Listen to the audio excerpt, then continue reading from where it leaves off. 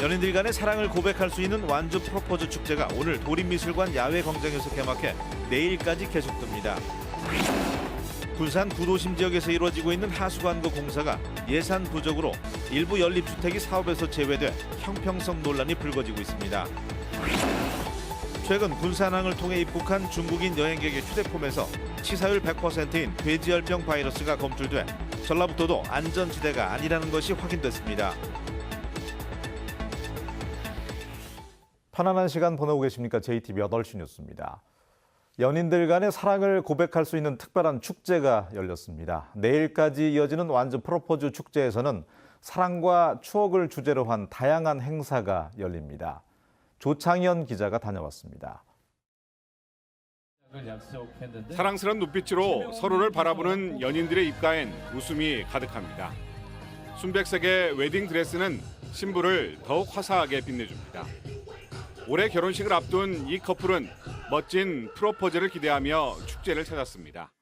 올해 11월에 결혼을 계획하고 있어가지고 제가 아직 프로포즈를 못해서 프로포즈 좀 축제에 참여해가지고 많은 걸 배워가려고 참여하게 되었습니다.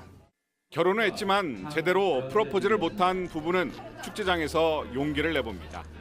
제 결혼 전에 남편한테 프로포즈를 못했어요. 제 프로포즈 한번 해도 될까요? 자기야 우리 만난 지 벌써 5년이 됐는데 이제 어떻게 나랑 같이 결혼해 줄래? 알겠어. 무악산과 경각산의 사랑 이야기를 배경으로 한 완주 프로포즈 축제가 개막했습니다. 올해로 4번째를 맞는 축제에서는 미혼 남녀를 위한 사랑의 오작교와 작은 결혼식 체험관 등 다양한 체험 행사가 마련됐습니다. 또 내일은 기혼자들을 위한 리마인드 웨딩과 러브송 콘서트, 주민 공연 등이 예정돼 있습니다. 서로 사랑을 고백했다는 무악산과 경각산처럼 완주 도림미술관 주변에는 오늘 하루 연인들의 사랑의 기운으로 넘쳐났습니다. JTBC 뉴스 조창현입니다. 군산시가 구도심 지역을 중심으로 오수와 우수를 분리해서 배출하는 하수관거 공사를 하고 있는데요. 그러나 예산 부족으로 일부 연립주택이 하수관거 연결 공사에서 제외되면서 형평성 논란이 불거지고 있습니다. 김진영 기자입니다. 오래된 단독주택가, 연립주택이 밀집한 군산 경암동 주택가입니다. 3년 전 오폐수와 우수를 분리해 배출하는 하수 관거가 설치됐습니다. 그러나 단독주택 주민에게만 도움이 될 뿐 연립주택 주민들에게는 소용이 없습니다. 하수 관로가 연립주택에 연결이 안 되다 보니 악취 등으로 불편이 여전합니다. 사정이 이렇다 보니 형평성 문제마저 제기되고 있습니다. 연결을 안 한다는 게 말이 돼요? 해놓고 안 한다는 것이 해야지. 예? 그리고 다 하려고 했는데 단독주택은 다 오고 연료번 안 오고. 하수관로가 연결이 안 돼 불편을 겪고 있는 연립 다세대 주택이 50여 곳이 넘는 것으로 파악되고 있습니다. 군산시는 하수관거 공사에 300억 원가량 투입했지만 사업비 부족에 우선 단독주택부터 공사하다 보니 연립주택이 제외됐다는 설명입니다. 연립주택에 대한 하수관거 연결을 위해서는 5억 원이 추가로 필요하지만 예산 확보가 늦어지면서 아직까지 공사를 못하고 있습니다.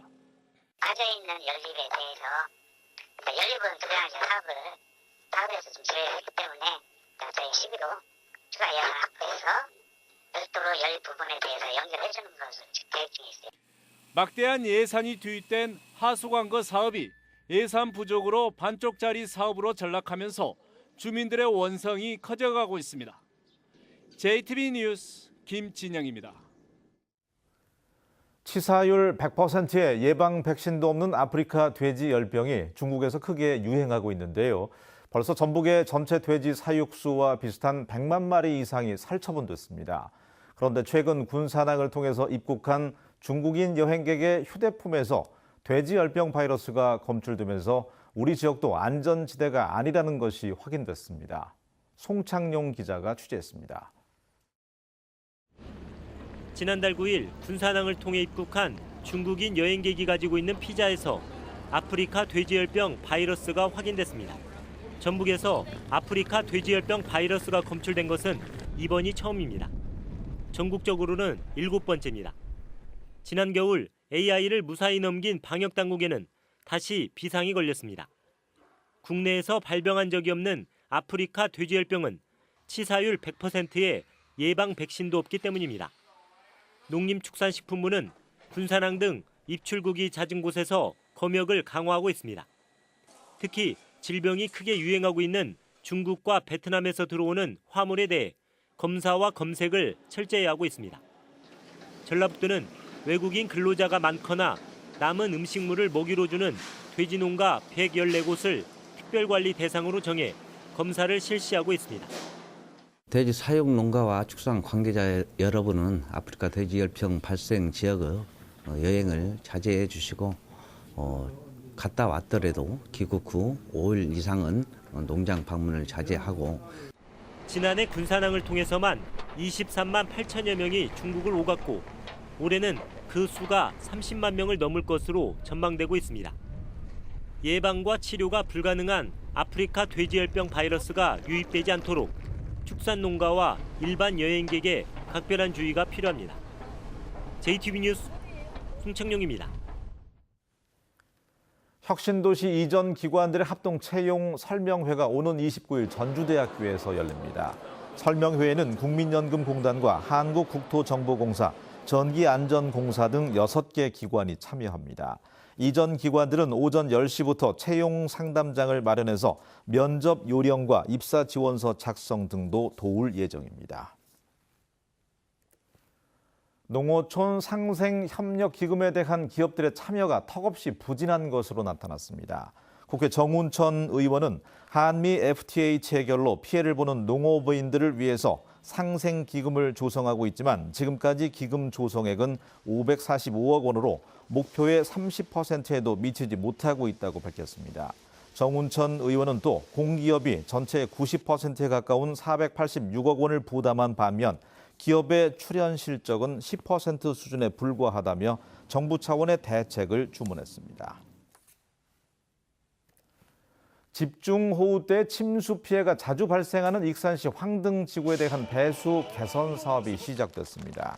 한국농어촌공사는 370억 원을 들여서 2025년까지 상습 침수 지역인 황등지구에 배수장 2곳과 수문 등을 설치할 계획입니다. 익산 황등지구는 여름이면 인근의 탑천과 기양천이 범람하면서 농경지의 침수 피해가 되풀이되어 왔습니다. 전라북도가 활용되지 못하는 공공건물의 활용 방안을 찾기로 했습니다. 전라북도는 청사 이전 등으로 비어있는 건물 320채를 대상으로 시설의 상태와 접근성 등을 따져서 창업 공간 등으로 빌려주는 방안을 검토하기로 했습니다. 임대할 경우에는 사용료를 50%까지 감면한다는 계획입니다. 고령자가 근무하기에 적합한 부문에서 고령자를 직접 고용하는 고령자 친화 기업에 전북에서 올해 2곳이 선정됐습니다. 보건복지부는 부안과 진안에서 대한노인회와 시니어클럽이 운영하는 한식당과 전통식품 제조업체를 포함해서 전국의 46개 기업을 고령자 친화 기업으로 선정했다고 밝혔습니다.